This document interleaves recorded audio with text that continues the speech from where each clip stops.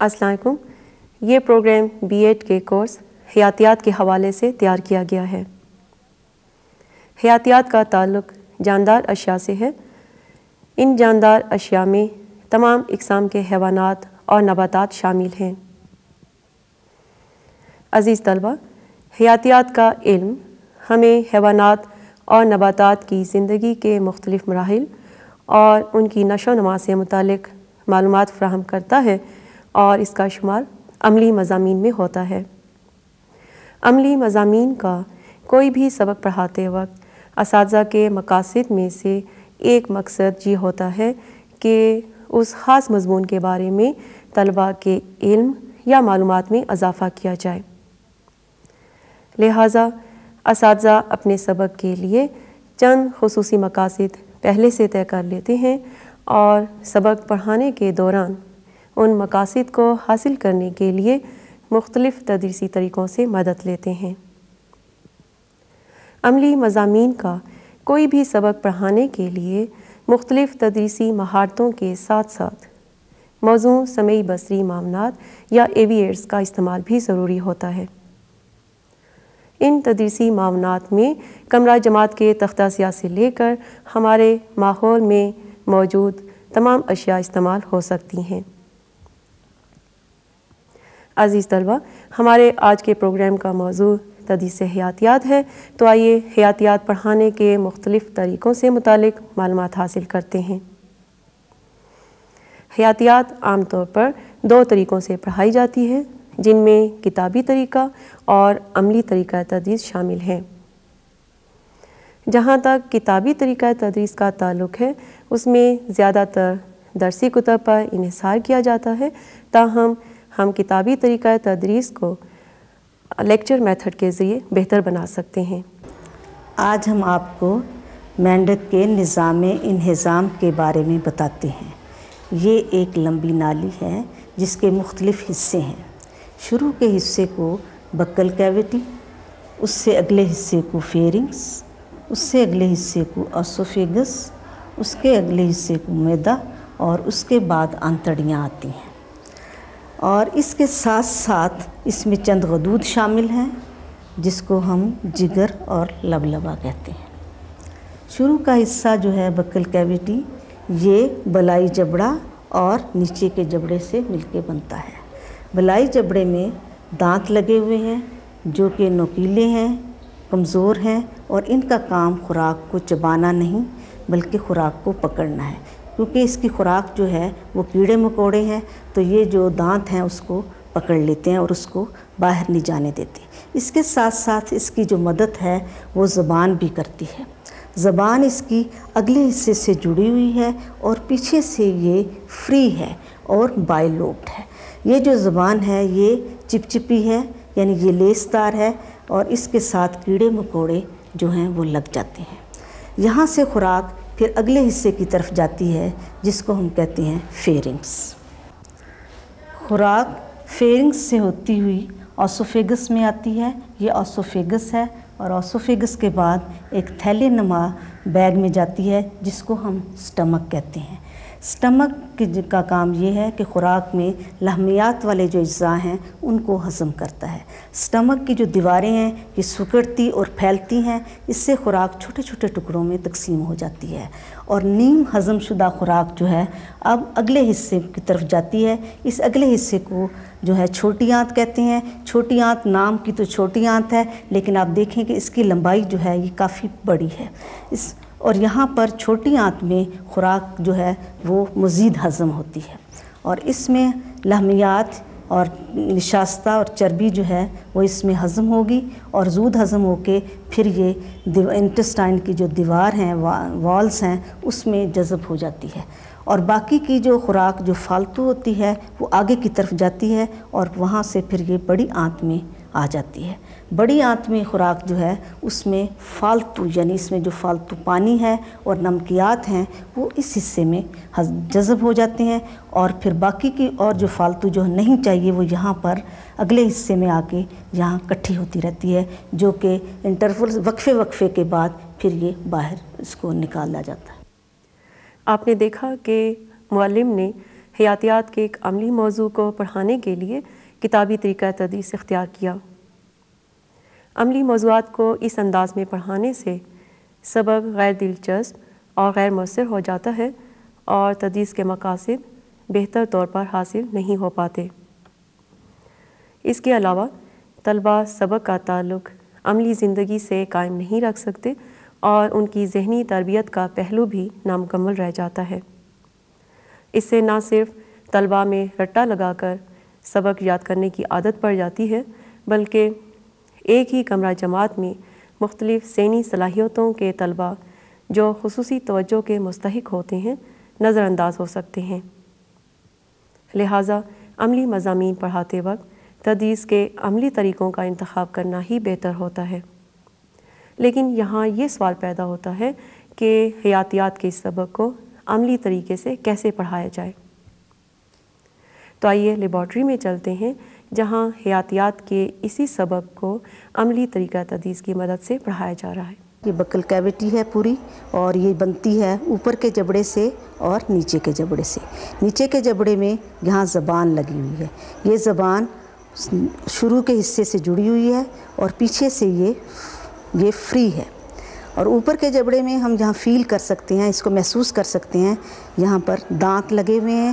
یہ دونوں چیزیں جو ہیں یہ فراق کو شکار پکڑنے میں مدد دیتی ہیں۔ آپ دیکھیں کہ نیکسٹ جو ہے اس کا وہ اوسوفیگس ہے۔ اب خوراک جو ہے یہ بکل کیویٹی میں سے ہوتی ہوئی اوسوفیگس میں جاتی ہے، اور یہ یہاں پر اوسوفیگس ہے۔ یہ پارٹ اوسوفیگس سے ہوتی خوراک ایک تھیلی نما آرگن میں جاتی ہے جس کو ہم سٹمک کہتے ہیں۔ یہ یہاں سے لے کر ادھر تک سٹمک ہے۔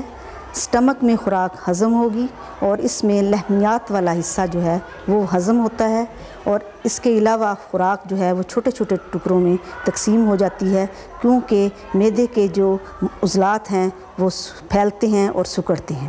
اس کی وجہ سے خوراک جو ہے وہ چھوٹے چھوٹے حصوں میں تقسیم ہو کر اور نیم ہضم ہو کے پھر یہ خوراک اگلے والے حصے میں چلی جاتی ہے، جس کو ہم ایلیم کہتے ہیں۔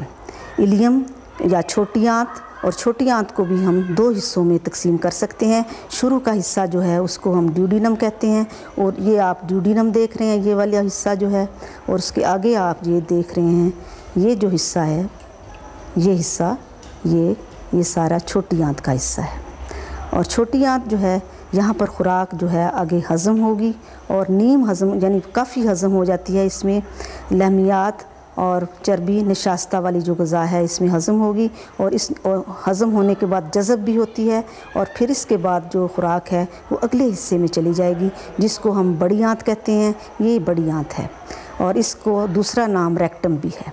یہاں پر خوراک کا فالتو پانی اور نمکیات وہ اس میں جذب ہوں گے، اور جو ویسٹ میٹر ہے جو کہ نہیں چاہیے وہ یہاں سے پھر آگے اگلے حصے میں آ جائے گا۔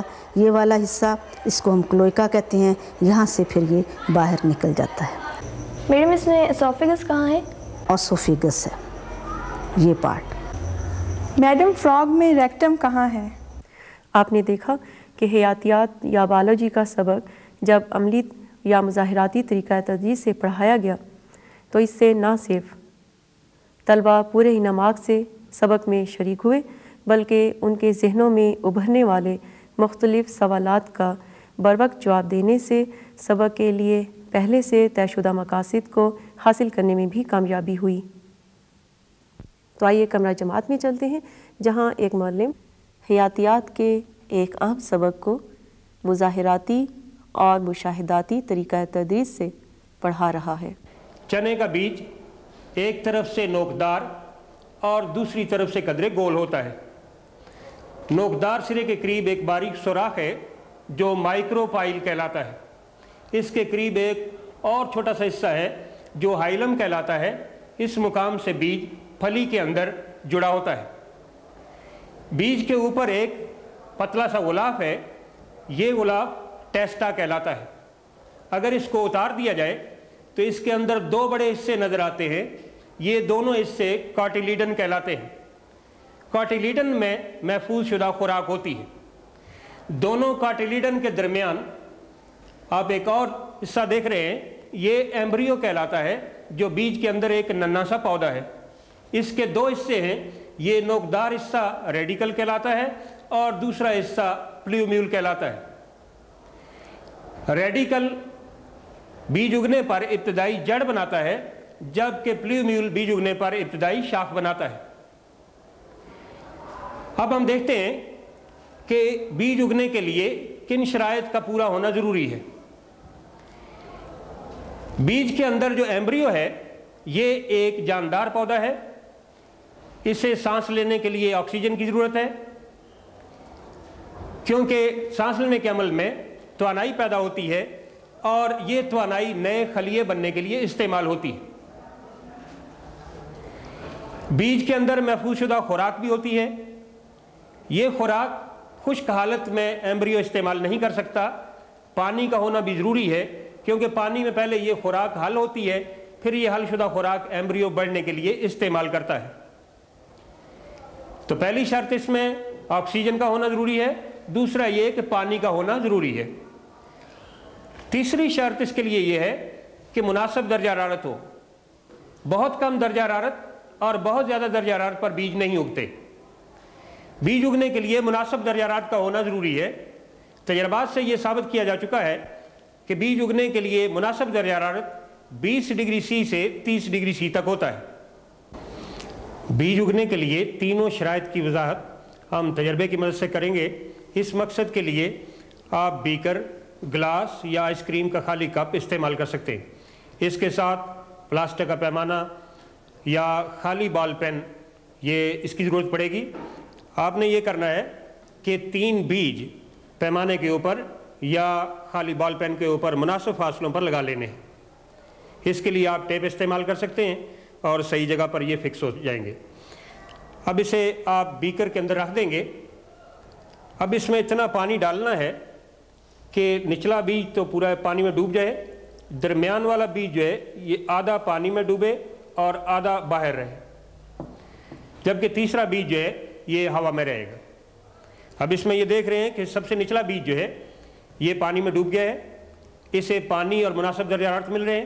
درمیان والا بیج جو ہے اسے پانی, مناسب درجہ حرارت اور آکسیجن مل رہی ہے, جبکہ تیسرا بیج جو ہوا میں ہے اسے آکسیجن بھی مل رہی ہے اور مناسب درجہ حرارت بھی مل رہا ہے. یہ تجربہ آپ نے اس طرح ترتیب دے کر چند دن کے لیے رکھ دینا ہے اور اس کے بعد اس کا مشاہدہ کرنا ہے کہ کس بیج میں اگنے کا عمل شروع ہوا ہے اور کون سا بیج نہیں اگتا. عزیز طلباء, ہمارا موضوع ہے غیر جنسی تولید. اس کا تعلق آپ کی نصابی کتاب کے باب نمبر 10 سے ہے. غیر جنسی تولید کی مختلف اقسام ہیں. ان میں سے ہم صرف چند ایک جو کہ بہت اہم ہیں ان سے متعلق ہی بات کریں گے. غیر جنسی تولید کی ایک اور قسم لیئرنگ ہے. یہ طریقہ موتیے, چمبیلی اور بوگنویلیا کے پودوں میں استعمال کیا جاتا ہے. اس کے لیے شاخ کا کچھ حصہ زمین میں دبا دیا جاتا ہے. زمین میں دبے ہوئے حصے سے جڑیں نکل آتی ہیں. اس طرح ایک نیا پودا بن جاتا ہے. کچھ عرصے کے بعد اس شاخ کو اصل پودے سے الگ کر لیا جاتا ہے. اس طرح ایک نیا پودا بن جاتا ہے. غیر جنسی تولید کا ایک اہم طریقہ پیوند کاری ہے جو کہ پھلدار پودوں میں استعمال ہوتا ہے. اس میں بہتر خصوصیات کے حامل پودے کی شاخ کو دوسرے پودے پر منتقل کیا جاتا ہے. جس پودے پر منتقل کرنا ہے اس کا تنا مناسب بلندی سے کاٹ لیا جاتا ہے. یہ حصہ سٹاک کہلاتا ہے. جو شاخ اس پر منتقل کرنی ہوتی ہے وہ سی این کہلاتی ہے. سٹاک کو ترچھا کاٹ دیا جاتا ہے. اسی طرح سی این کو بھی ترچھا کاٹ دے کر دونوں کو ملا دیا جاتا ہے اور اوپر سے ٹیپ باندھ دی جاتی ہے تاکہ اس میں جراثیم, گرد وغیرہ داخل نہ ہو. ایک اور طریقہ اس کے لیے یہ ہے کہ سی این کو وی کٹ دیا جاتا ہے. اسی طرح کا ایک کٹ سٹاک کو دیا جاتا ہے. دونوں کو ملا کر پھر ٹیپ سے باندھ دیتے ہیں. تیسرا طریقہ اس میں بڈ گرافٹنگ ہے. اس میں صرف بڈ حاصل کیا جاتا ہے اور سٹاک میں ٹی کٹ دے کر ایک پاکٹ سی بنا دی جاتی ہے. اس بڈ کو اس پاکٹ میں منتقل کرنے کے بعد اوپر ٹیپ سے باندھ دیا جاتا ہے تاکہ اس میں گرد وغیرہ داخل نہ ہو. عزیز طلباء, آج آپ نے پودوں میں غیر جنسی تولید کے چند طریقے پڑھے ہیں. آئیے اب ہم اسکول کے باغیچہ میں इनका तजर्बाती तौर पर मुशाहिदा करते हैं। ये आपके करीब मोतिये का पौधा है, इस पर लेयरिंग का अमल किया जा सकता है। आपने मुनासिब लंबाई की शाख का इंतखाब करना है। फिर इसके लिए ज़मीन में छोटा सा गड़ा बनाना है। गड़ा बनाने के बाद इसे यू शक्ल का ऐसे टर्न देकर ये इतना हिस्सा इसके अंदर रख के ऊपर से मिट्टी डाल देनी है और अच्छी तरह इसको दबा देना है। कुछ अरसे के बाद ये दबे हुए हिस्से से जड़ें निकल आती हैं। इस तरह एक नया पौधा बन जाता है। फिर इसे असल पौधे से अलग कर लिया जाता है। दूसरा तरीका पैवंदकारी का है। इसमें एक पौधे की शाख जो सीयन कहलाती है, दूसरे पौधे पर जो स्टाक कहलाता है, उस पर इसे मुंतकिल करना होता है। इसके दो तरीके हैं। एक तो ये है कि आप स्टाक को तिरछा कट दे लेते हैं, इसी तरह का एक कट सीयन को देना है और दोनों को यहाँ पर मिलाकर टेप से बांध देना है।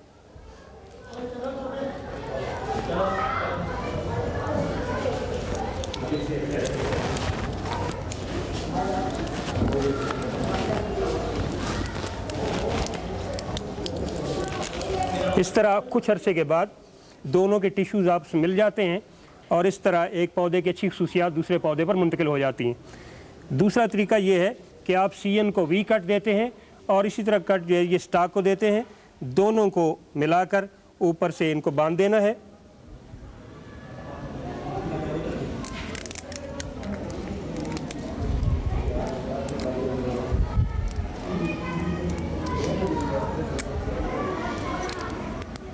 इस तरह कुछ अरसे के बाद दोनों के टिश्यूज़ आपस मिल जाते हैं और एक पौधे की बेहतर खसूसियात दूसरे पौधे पर मुंतकिल हो जाती हैं।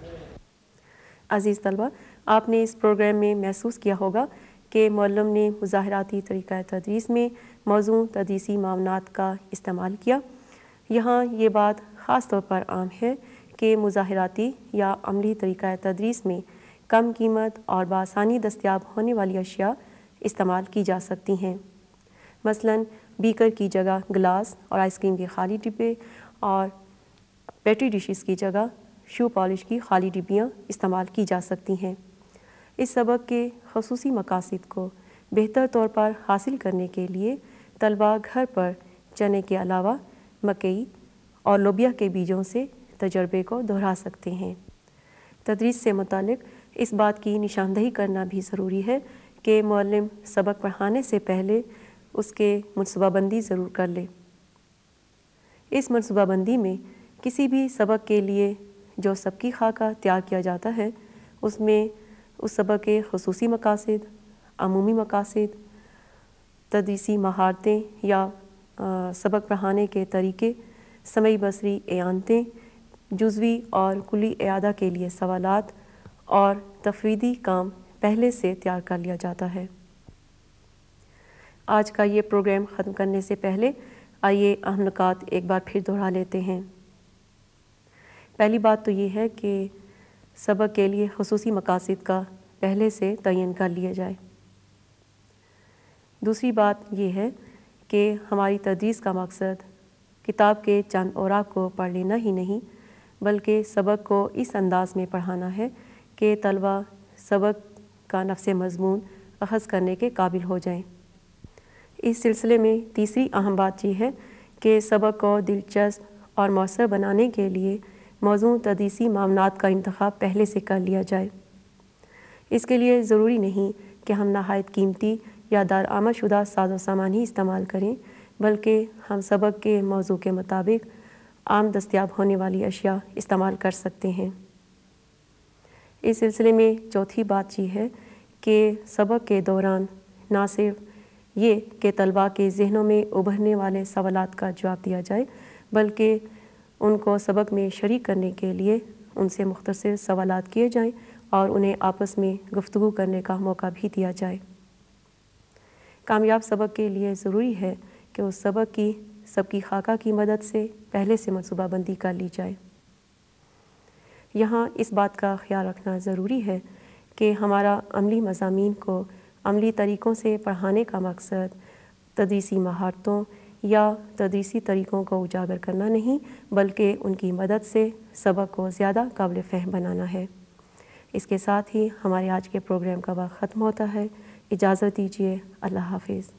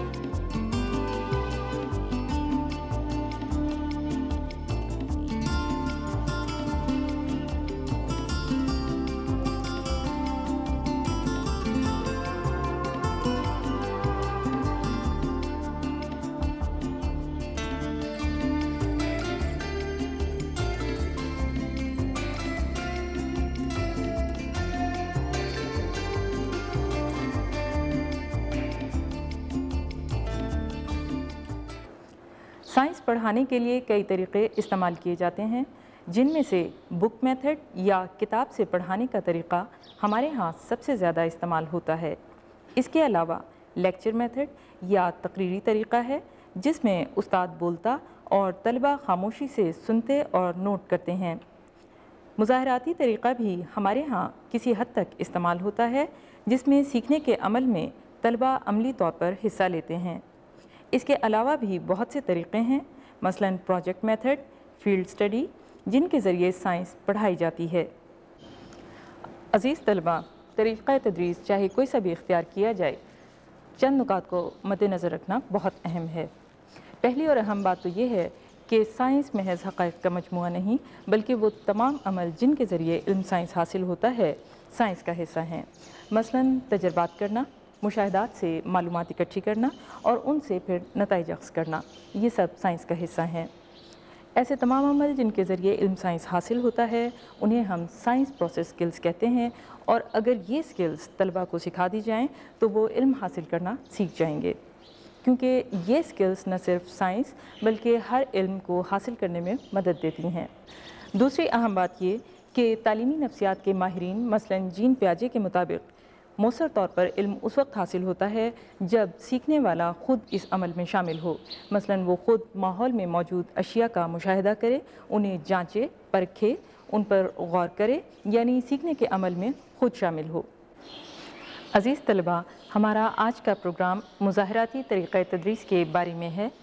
इस प्रोग्राम में हम जिन नुकात पर गौर करेंगे वो ये हैं: मुज़ाहराती तरीक़ा तदरीस के कामयाब इस्तेमाल के लिए किन उमूर को मद्देनज़र रखना ज़रूरी है, तरीक़ा तदरीस किन हालात में और किन मक़ासिद के हुसूल के लिए ज़्यादा मौज़ू है, ताल्लुम के अमल में तलबा को किस तरह शरीक किया जा सकता है। मुज़ाहराती तरीक़ा या डेमॉन्स्ट्रेशन मेथड को ये नाम इसलिए दिया गया है कि इस तरीक़े में उस्ताद कोई तजर्बा करके दिखाता है या किसी आले को दिखाकर उसके इस्तेमाल के मुतालिक बताता है और तलबा को मौका मिलता है कि वो ख़ुद मुशाहिदा करें। मसलन ऑक्सीजन गैस की तैयारी और उसके ख़वास के बारे में ऑक्सीजन गैस तैयार करके बताना। इसके अलावा बर्फ़ पाशीदगी के तजर्बात करके दिखाना, ये मुज़ाहराती तरीक़ा कहलाएगा। इस तरीक़े के यूँ तो कई फ़ायदे हैं, लेकिन एक अहम फ़ायदा ये है कि एब्स्ट्रैक्ट कॉन्सेप्ट या तजरीदी तसव्वुर मक़रून या कंक्रीट की सूरत इख्तियार कर लेता है और जो बताया जा रहा है उसकी तस्दीक भी हो जाती है।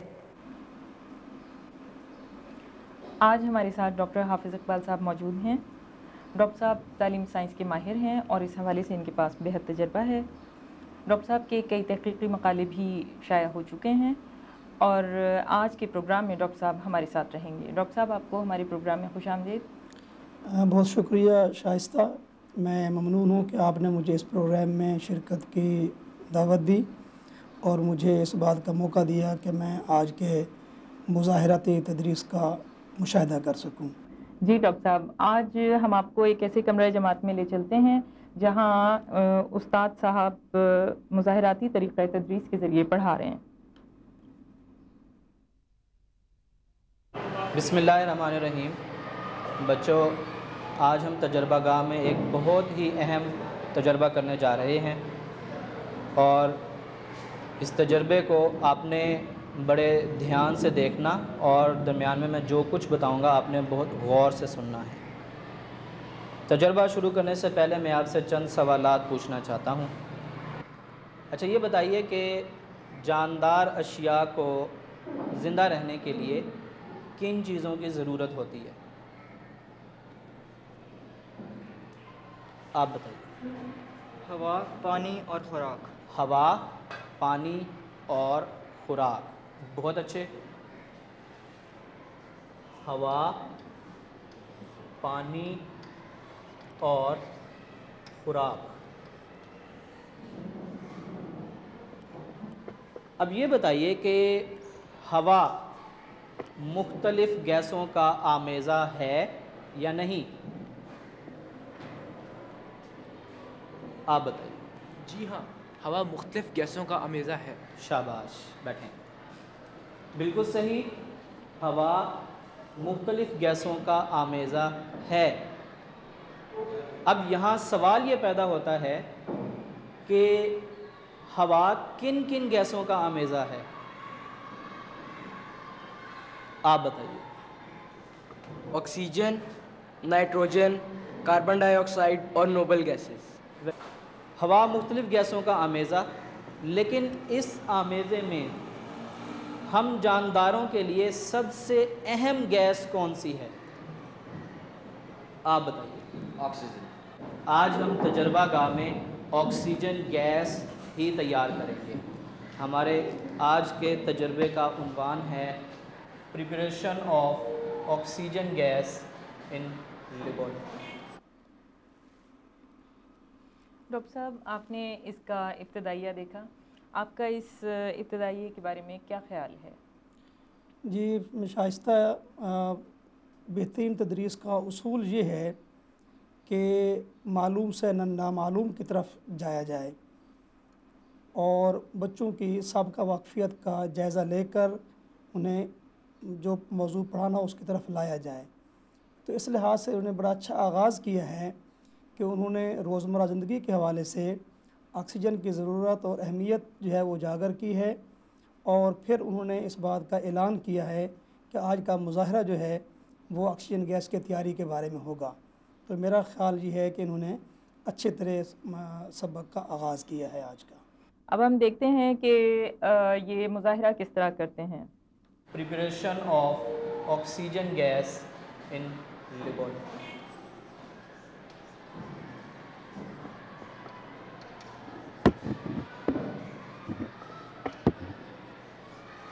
جن چیزوں کی ضرورت ہے اس میں سب سے پہلے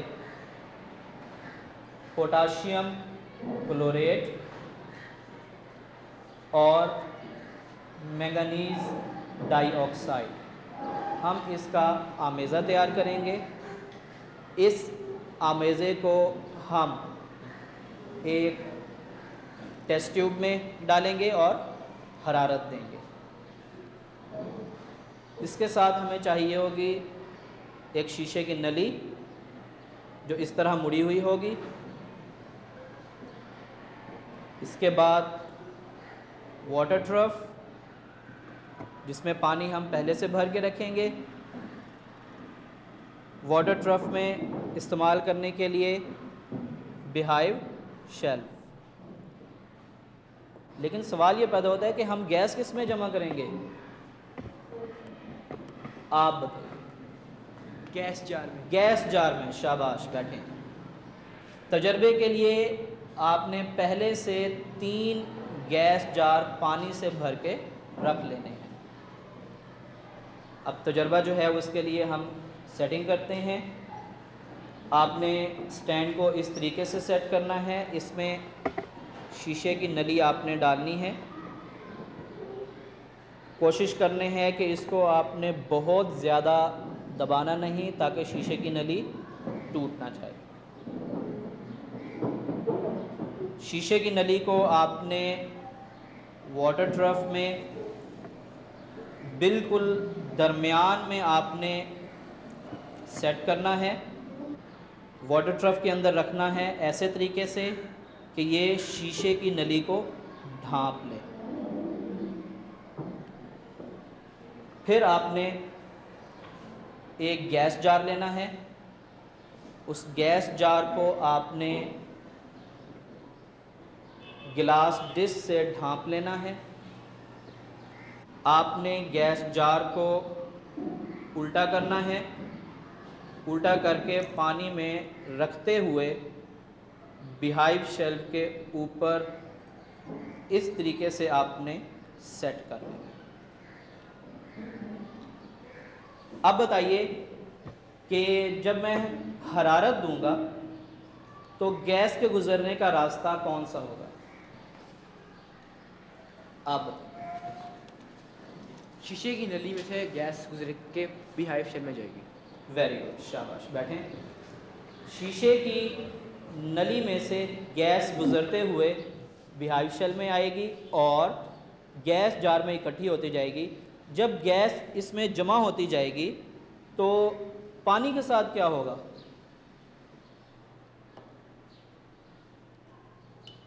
آپ بتائیے. جب گیس اس میں اکٹھی ہوتی جائے گی تو پانی اس کے اندر واٹر ٹرف کے اندر چلا جائے گا. بالکل ٹھیک، بیٹھیں. جیسے ہی گیس جمع ہوتی جائے گی تو ہمیں بلبلے نظر آئیں گے اور پانی کا لیول گیس جار میں نیچے چلتا جائے گا.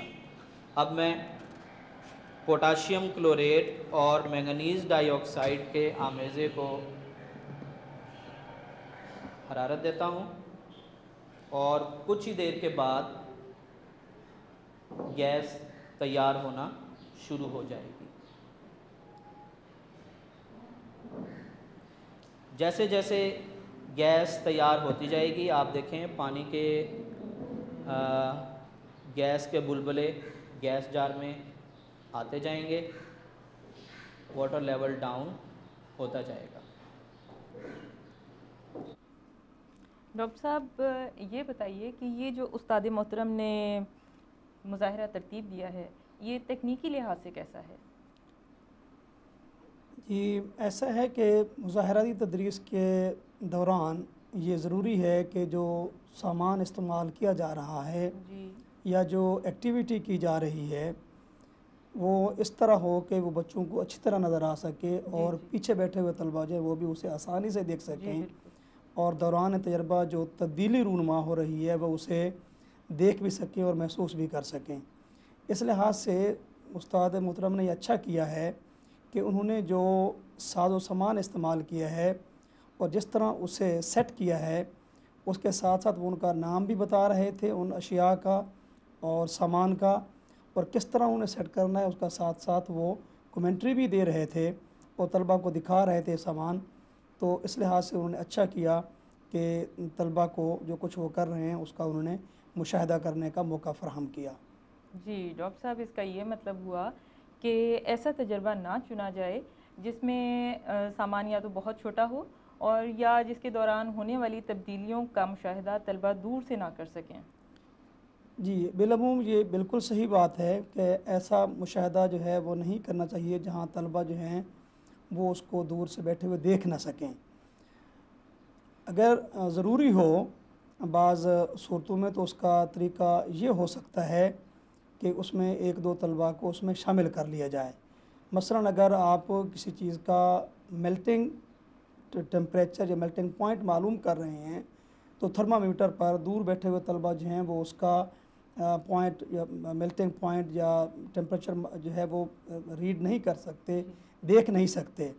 تو اول تو اس طرح کا جو ہے مظاہراتی تدریس میں اس طرح کا تجربہ کرنا نہیں چاہیے اور اگر کرنا پڑے تو اس کا پھر بہترین طریقہ یہ ہے کہ ایک دو طلباء کو بلا لیا جائے اور ان سے مشاہدہ کروایا جائے قریب بلا کر. آپ میں سے کوئی بچہ مجھے یہ بتائے گا کہ کسی بھی کیمیائی تعامل کو جب ہم حرارت دیتے ہیں تو وہ اینڈوتھرمک ریئیکشن ہوتا ہے یا ایگزوتھرمک ریئیکشن ہوتا ہے؟ یہ اینڈوتھرمک ریئیکشن اینڈوتھرمک ریئیکشن ہوتا ہے. شاباش، بیٹھیں. کہ جب حرارت دیں اور گیس بنے تو یہ اینڈوتھرمک ریئیکشن ہے. اچھا یہ بتائیے کہ جب ہم ہوا سانس کے ذریعے اپنے اندر لے جاتے ہیں تو کیا اس ہوا کا کوئی ذائقہ ہے؟ بہت آسان سوال ہے، یہ تو سب کو آنا چاہیے. آپ بتائیے. جی نہیں، اس کا کوئی ذائقہ نہیں. بالکل صحیح، ہوا کا کوئی ذائقہ نہیں ہے. اس کا مطلب یہ ہوا کہ آکسیجن کا کوئی ذائقہ ہے یا نہیں؟ نہیں، آکسیجن کا بھی کوئی ذائقہ نہیں ہے. یہ ڈاکٹر صاحب استاد محترم طلبہ سے بار بار سوالات کر رہے ہیں مظاہرے کے دوران، آپ کا اس کے بارے میں کیا خیال؟ اس لیے یہ اچھے مظاہرے کے لیے ضروری ہے کہ استاد جب تجربہ کر رہا ہے اور مظاہرہ کر رہا ہے تو اس کے ساتھ ساتھ وہ طلبہ کو اس میں شامل کرنے کے لیے، انوالو کرنے کے لیے ان سے سوالات کرے تاکہ وہ اس میں دلچسپی بھی لیں اور اس میں شامل بھی ہوں اور جو کچھ استاد کر رہا ہے اس طرح اچھا طرح سمجھ بھی سکیں. تو اس لحاظ سے یہ اچھا طریقہ ہے کہ استاد مظاہرے کے ساتھ ساتھ طلبہ سے سوال بھی کر رہا ہے تاکہ وہ اس طرح اچھی طرح سمجھ سکیں اور وہ خود اس عمل میں شریک ہوں. خود اس عمل میں شریک ہوں. جی.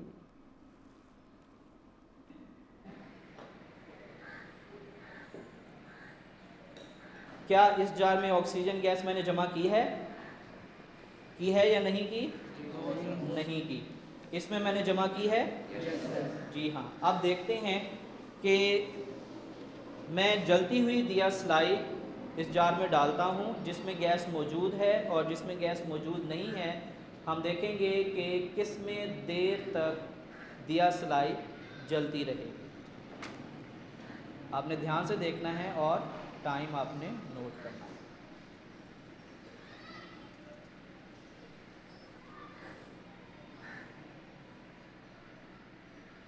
تقریباً 3 یا 4 سیکنڈ لگے ہیں، دیا سلائی بجھ گئی ہے.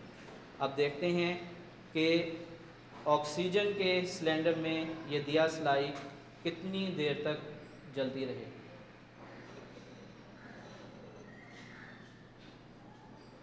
یہ دیکھیے، کوئی فرق آپ کو محسوس ہوا؟ اس تجربے سے ہم کیا نتیجہ اخذ کر سکتے ہیں؟ آپ بتائیے. کہ آکسیجن جلنے میں مدد کرتی ہے. بیٹھیے. بہت ٹھیک. ڈاکٹر صاحب ہم نے دیکھا کہ استاد محترم نے کتنے کامیاب طریقے سے آکسیجن گیس کی تیاری اور اس کے خواص کے بارے میں طلباء کو مظاہراتی طریقہ تدریس کے ذریعے بتایا. آپ ہمیں اس کی موضوعیت کے بارے میں بتائیں کہ یہ طریقہ تدریس کن حالات میں مؤثر ہوتا ہے اور کن حالات میں اس کا استعمال مؤثر نہیں ہوتا؟ دیکھیں، اس کا دار و مدار اس بات پر ہے کہ تدریس کے نتیجے میں کن مقاصد کا حصول جو ہے وہ پیش نظر ہے. سائنس میں بالعموم ہمارا مقصد یہ نہیں ہوتا کہ طلبہ کو صرف معلومات بہم پہنچائی جائیں، بلکہ طلبہ کے اندر سائنسی مہارتیں پیدا کرنا بھی مقصود ہوتا ہے. سائنسی مہارتوں سے مراد مشاہدہ کرنا، نتیجے اخذ کرنا، میجرمنٹ لینا، مفروضے قائم کرنا وغیرہ شامل ہیں اس میں. اب یہ اس بات پر منحصر ہوتا ہے کہ استاد کون سے مقاصد حاصل کرنا چاہتا ہے. لیکن سائنسی مہارتیں کسی ایک تجربے کے نتیجے میں پیدا نہیں ہوتی، ڈیولپ نہیں ہوتی، بلکہ سائنسی مہارتوں کے ڈیولپ کرنے کے لیے ضروری ہے کہ طلباء کو بہت سارے تجربات جو ہیں وہ کروائے جائیں. اب کہاں پر مظاہراتی طریقہ بہتر ہوگا، کہاں پر یہ بہتر نہیں ہوگا، اس کا انحصار 3 باتوں پر ہے. پہلی بات تو یہ ہے کہ جب ہم کوئی ایسا نفس مضمون یا تصور پڑھا رہے ہیں جو کہ مقرون قسم کا ہے، مجرد قسم کا ہے، یعنی ابسٹریکٹ قسم کا ہے، اور طلباء کے لیے اس کنسیپٹ کو سمجھنا نسبتاً مشکل ہے، تو اس صورت میں استاد یہ کرتا ہے کہ وہ اس ابسٹریکٹ چیز کو کنکریٹ اشیاء کی مدد سے وہ پڑھاتا ہے، سمجھاتا ہے تاکہ طلباء کو وہ تصور اچھی طرح واضح ہو سکے، تو وہاں پر مظاہراتی طریقہ تدریس بہت موزوں رہتا ہے۔ دوسرا، ہمارے ہاں بعض سکولوں میں سائنس کی لیبارٹریز میں سائنس کے سامان کی کمی ہے، طلباء کی تعداد زیادہ ہوتی ہے اور سائنس کا سامان جو ہے وہ کم ہوتا ہے، چنانچہ ہر طالب علم کے لیے یا گروپوں کی صورت میں ان کے لیے تجربہ کرنا مشکل ہوتا ہے۔ تو ایسی صورت میں بھی استاد جو ہے وہ اس سامان کی کمی کو پورا کرنے کے لیے بجائے اس کے کہ وہ طلباء سے خود تجربات کروائے، وہ سامان کی کمی کی صورت میں خود مظاہرہ کر کے کسی کنسیپٹ کو جو ہے وہ سمجھا سکتا ہے، یہ طلباء زیادہ کو۔ بہتر رہتا ہے۔ تو اس لیے وہاں زیادہ موزوں رہتا ہے۔ ڈاکٹر صاحب، بعض تجربات میں بڑے خطرناک کیمیائی مادے ہوتے ہیں یا بڑا نازک اور قیمتی آلات ہوتے ہیں، تو اس میں پھر مظاہراتی طریقہ اس کے استعمال کے بارے میں آپ بتائیں گے؟ جی ہاں، جیسے میں نے پہلے کہا کہ بہتر تو یہ ہے کہ طلباء خود تجربات کریں، لیکن بعض تجربات جب طلباء کرتے ہیں تو اس صورت میں ایک خطرے کا احتمال رہتا ہے۔ جی جی۔ مثلاً کیمسٹری کی لیبارٹری میں مختلف کیمیکل سے واسطہ پڑتا ہے، اور بعض کیمیکل جو ہیں وہ خطرناک ہوتے ہیں، وہ آنکھوں میں بھی پڑ سکتے ہیں، وہ جلد پر پڑ سکتے ہیں، یا تیزاب سے اگر تجربہ کیا جا رہا ہے تو وہ بھی خطرناک صورت اختیار کر سکتا ہے۔ بعض کیمیکل جو ہیں وہ جلدی آگ پکڑ لیتے ہیں، تو ایسی صورت میں طلباء سے تجربہ کروانے کے بجائے بہتر یہ ہے کہ اس کا مظاہرہ کیا جائے تاکہ طلباء جو ہے وہ خطرناک صورتحال سے دوچار نہ ہوں۔ تو ڈاکٹر صاحب، آپ اس مظاہراتی طریقے تدریس کو سم اپ کیسے کریں گے؟ ہر تدریس کا جو طریقہ ہے اس کے اپنے خصوصیات ہوتی ہیں اور اس کے اپنا ایک بینیفٹ ہوتا ہے، ایک اثر ہوتا ہے۔ ہر جگہ ہر طریقہ تدریس موضوع نہیں ہوتا، اور سائنس میں مظاہراتی طریقہ تدریس اور سائنسی یا تجرباتی طریقہ تدریس جہاں طلباء خود تجربہ کریں وہ زیادہ موزوں رہتا ہے۔ تو یہاں تک تو بات صحیح ہے، لیکن جب استاد خود مظاہرہ کرتا ہے تو مظاہرہ کرنے کے لیے چند ایک باتوں کا اہتمام کرنا بہت ضروری ہوتا ہے۔ پہلی بات تو یہ کہ مظاہرہ اچھی طرح سے ہو جائے، مؤثر طریقے سے ہو جائے، اس میں جو استاد جو تبدیلی دکھانا چاہتا ہے وہ صحیح طور پر نظر آئے، اس کے لیے ضروری ہے کہ استاد مظاہرے کا اہتمام اور انتظام پہلے سے کرے، کلاس کے دوران اس کا اہتمام نہ کرے تاکہ مظاہرہ اچھے طریقے سے ہو سکے۔ مظاہرے کے لیے جو سامان کی ضرورت ہوتی ہے وہ بھی پہلے سے مہیا ہونا چاہیے، اور استاد کو مظاہرہ کرنے سے پہلے ایک دفعہ خود پہلے تجربہ کر لینا چاہیے تاکہ مظاہرے کے دوران جو ہے کوئی مشکل پیش نہ آئے اور غلطی کا احتمال نہ رہے۔ دوسرا یہ ہوتا ہے کہ بعض اوقات استاد جو ہیں وہ مظاہرے کے بعد یہ چاہتے ہیں کہ اس کے بعد طلباء خود جا کر یہ کام کریں، پہلے وہ کر کے دکھاتا ہے اور پھر وہ یہ چاہتا ہے کہ طلباء خود کریں۔ ایسی صورت میں جو موضوع احتیاطی تدابیر ہوتی ہیں طلباء کے تجربات کے لیے، استاد کو چاہیے کہ وہ بھی طلباء کو پہلے سے بتا دے۔ مثلا ہم نے اس مظاہرے میں دیکھا کہ جب استاد میگنیشیم کی پتی کو جلا رہا تھا تو اس سے شعلہ پیدا ہوا، تو استاد کو یہ چاہیے کہ وہ طلباء کو بتائے کہ جب وہ یہ تجربہ کر رہے ہوں تو اس میگنیشیم کی پتی کو اپنے سے دور رکھیں یا اس کے قریب نہ جائیں اور آنکھیں اس کے قریب نہ لے کر جائیں تاکہ اس سے ان کو نقصان نہ ہو، اس کی زیادہ روشنی سے آنکھوں کو نقصان نہ پہنچے یا کسی اور چیز کو آگ نہ لگ جائے۔ تو جو احتیاطی تدابیر ہوتی ہیں وہ استاد خود بھی اس کا اہتمام کرے اور احتیاط کرے، اور طلباء کو بھی بتائے کہ انہیں کون سے احتیاطی تدابیر اختیار کرنا پڑیں گی۔ تو ہر طریقہ تدریس جو ہے اس کی اپنی افادیت ہوتی ہے، اور سائنس میں جو مظاہراتی طریقہ تدریس ہے اس کی اپنی افادیت ہے۔ جہاں استاد کے لیے یہ ممکن نہ ہو کہ وہ طلباء سے خود تجربات کروا سکے، وہاں اس کا جو بہترین نعم البدل ہے وہ مظاہراتی طریقہ تدریس ہی ہو سکتا ہے۔ ڈاکٹر صاحب، آپ کا بہت بہت شکریہ، آپ ہمارے پروگرام میں تشریف لائے اور آپ نے بی ایڈ کے طلباء کو اتنی معلومات بہم پہنچائیں۔ آپ کا بہت شکریہ کہ آپ نے مجھے اس پروگرام میں شرکت کی دعوت دی۔ عزیز طلباء، آئیے آج کے پروگرام کے اہم نکات پھر دہرا لیتے ہیں۔ مظاہراتی طریقہ تدریس ان صورتوں میں استعمال کیا جا سکتا ہے لیکچر کو دلچسپ، مؤثر اور فعال کرنے کے لیے، ایبسٹریکٹ کو کنکریٹ کی شکل میں بتانے کے لیے، طلبہ کو سائنسی خطوط پر سوچنے کا موقع ملتا ہے، طلبہ کو انفرادی یا اجتماعی عملی کام کرنے کا موقع ملتا ہے۔ اگر طلبہ کی تعداد زیادہ ہو اور سامان کم ہو، اس صورت میں بھی یہ استعمال کیا جا سکتا ہے۔ ایسا عملی تجربہ چنا جائے جس میں استعمال ہونے والا سامان دور بیٹھے طالب علم آسانی سے دیکھ سکیں۔ مظاہرے کے دوران استاد کا بلند بولنا، سوالات کرنا تاکہ طلبہ کی دلچسپی قائم رہے۔ امید ہے کہ آپ اس پروگرام سے ضرور فائدہ اٹھائیں گے۔ اجازت دیجیے، اللہ حافظ۔